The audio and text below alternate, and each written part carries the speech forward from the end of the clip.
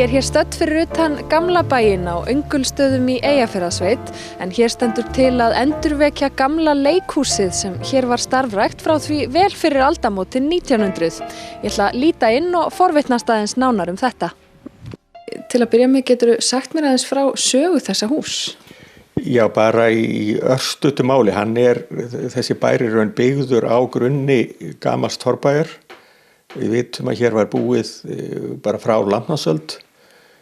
Snemma á 19. öld var byrjað að taka niður torfbæina og byggja í staðinn hér timburhús og þessi aðgerð stóð, eða hún endaði 1915. Þá er húsið komið í það horf sem það er í dag.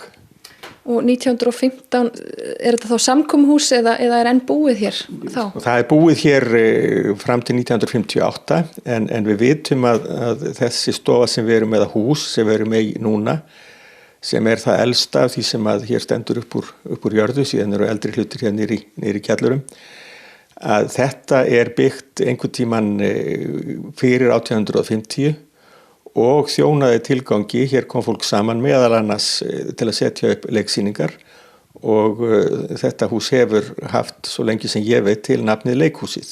Þekkir eitthvað sögu leikhúsins og hvaða sýningar og hvenær þær voru settar hér upp?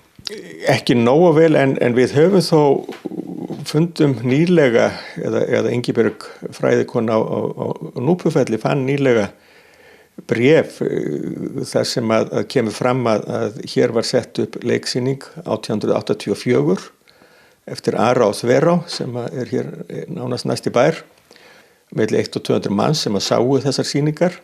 Það kostaði 40 aura inn og ágóðinn rann allur til brúargerðar á Þverá.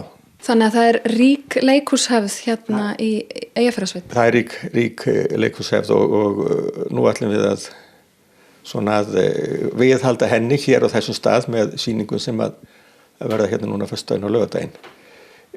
Og þetta er svona svolítil menningar sirpa hjá okkur. Í kvöld verður hérna litla ljóðahátíðin með upplestur og svona ljóðakvöld og þá höfum við þessa uppsetningu sem er hérna núna, verður svona með kaffihúsastemmingu hérna. Síðan aftur fyrir leiksýningarnar þá breytum við og setjum hér upp stóla og gerum klárt fyrir leiksýningu.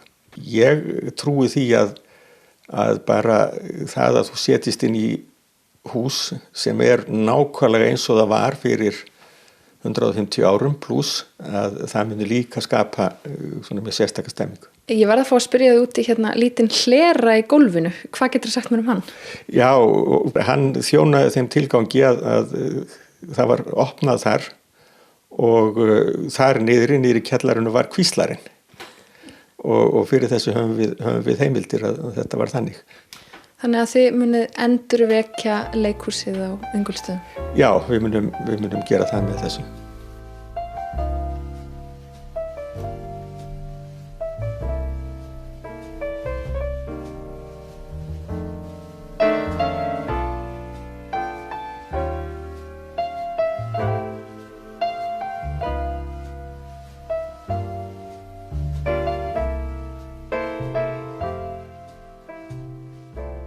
Það má segja að þessi hugmynd sé kannski búin að gerjast svona dálítið lengi með okkur og í sumar prófum við að keyra hérna kaffihús.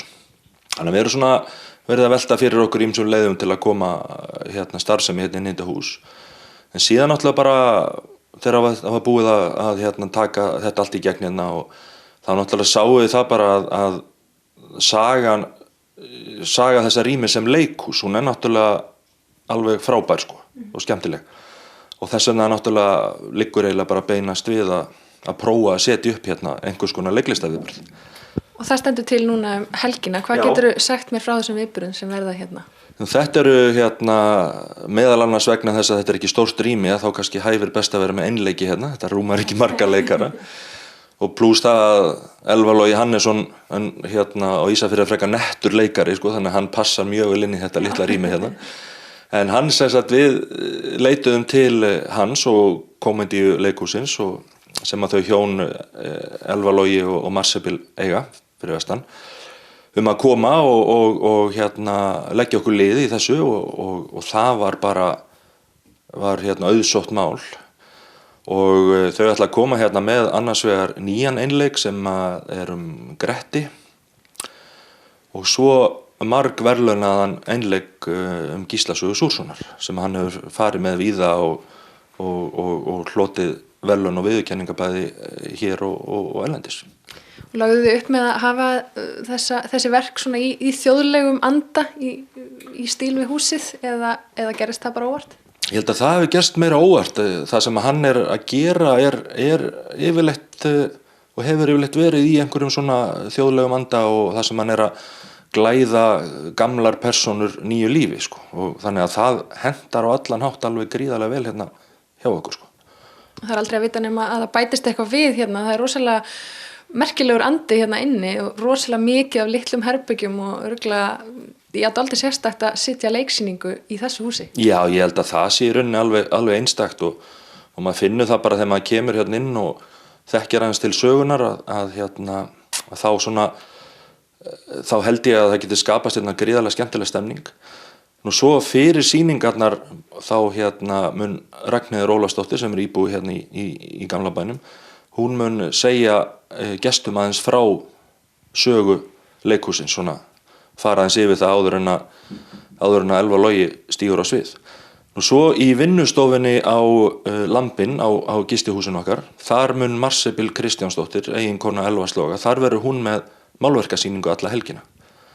Og það eru verk sem að hún byggir á Gísla sögu Súrssonar. Það verður ánefa mjög fróðlegt að sjá þau verk sko. Þannig að það er mjög mikið að vera þessa helgi en svona framtíðin, er þetta eitthvað sem þið sjáu fyrir ykkur að gera reglulega?